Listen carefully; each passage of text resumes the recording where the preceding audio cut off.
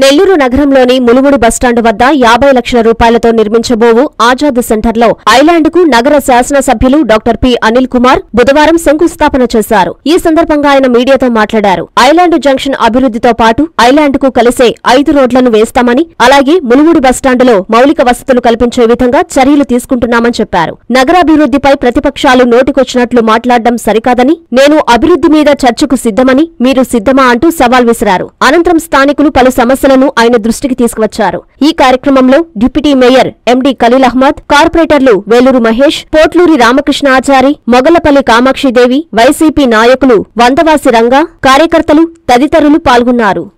ఈ జంక్షన్ ని అనేక సంవత్సరాల నుంచి ఈ ప్రాంతంలో ఉన్న పెద్దలు అందరూ కూడా ఏదైతే ఇక్కడున్న స్వతంత్రం కోసం పోరాటం చేసిన యోధులు వాళ్ళ పేరు మీద నామకరణం చేసి ఈ ప్రాంతంలో వాళ్ళ చిహ్నాలు పెట్టి ఇది ఉందో, ఈ జంక్షన్ అంతా కూడా బాగా చేయాలి అన్న ఒక ఆలోచనతో 50 లక్షల రూపాయలతో పూర్తిగా ఈ ప్రాంతంలో ఐలాండ్ను తీసుకురావటం, అలాగే ఎక్కడా కూడా ఒక చిన్న ఇబ్బంది లేకుండా ఇక్కడున్న పెద్దలందరితో అనేక సార్లు మాట్లాడి ఎలా చేయాలని అనుకున్న తర్వాత వాళ్ళందరి సూచనల మేరకే, వాళ్ళందరి ఆలోచనల మేరకే యథాస్థితిలో ఉన్న వాటిని ఇంకా మెరుగుగా తీసుకొచ్చే కార్యక్రమంలో భాగంగా ఈ ఐలాండ్ని అలాగే చుట్టుపక్కలంతా కూడా కొంచెం మోడర్నైజ్డ్గా చేయాలన్న ఒక ఆలోచనతో ఈ ప్రాంతాన్ని కూడా చేయడం జరుగుతూ ఉంది.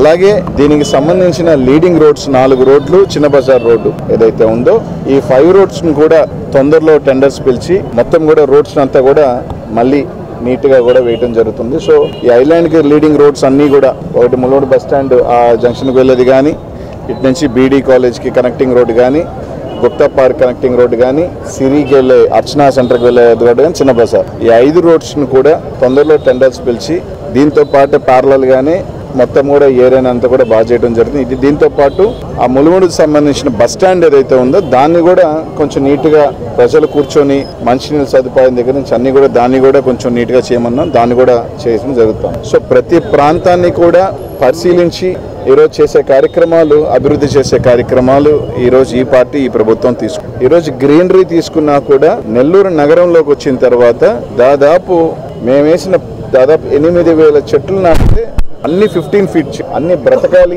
అన్న ఆలోచనతో ఏదో తూతు మంత్రంగా ఒక చెట్టు నాటి చనిపోవటం కాదు. కార్పొరేషన్ నుంచి దాదాపు 15 రోజు మీరు కొంత ప్రాంతానికి పోతే నీట్గా ఒక ఎవెన్యూ ప్లాంటేషన్ లాగుందంటే అది ఈ ప్రభుత్వం తీసుకుంది.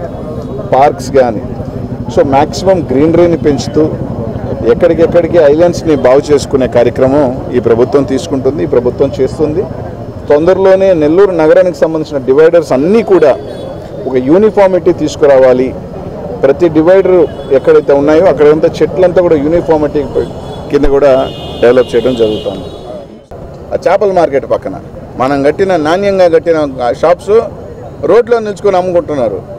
మనం కొట్లు కట్టినా సరిగ్గా కట్టి సంతపేట మార్కెట్ కడితే మొత్తం పగలగొట్టి మళ్ళీ రీమోడల్ కట్టాల్సి వచ్చింది వాళ్ళకి. ఇది మీరు చేసిన డెవలప్. కాబట్టి ప్రజలను ఆలోచన చేయమని చెప్తా ఉన్నాం అంతే.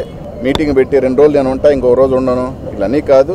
తప్పకుండా రాజకీయంలోకి వచ్చిన తర్వాత తప్పకుండా సమాధానాలు చెప్పాల్సిన అవసరం మాకు ఉంటుంది. మమ్మల్ని అడిగిన మీరు కూడా సమాధానాలు చెప్పాల్సిన అవసరాలు ఉంటుంది. అంతేగాని ఊరికేనే మేము ఏదో చేసాం నువ్వు చేసిన దాని మీద కూడా నేను చర్చకు సిద్ధమని చెప్తే అప్పుల భారం మా మీద వేసేసి నాకు సంబంధం లేదు, ఇప్పుడు కూడా నేను కూడా 10,000 1000 కోట్లు తెచ్చి కట్టేసి నెక్స్ట్ వాడు కట్టుకుంటాడు అంటే అలా కాదు.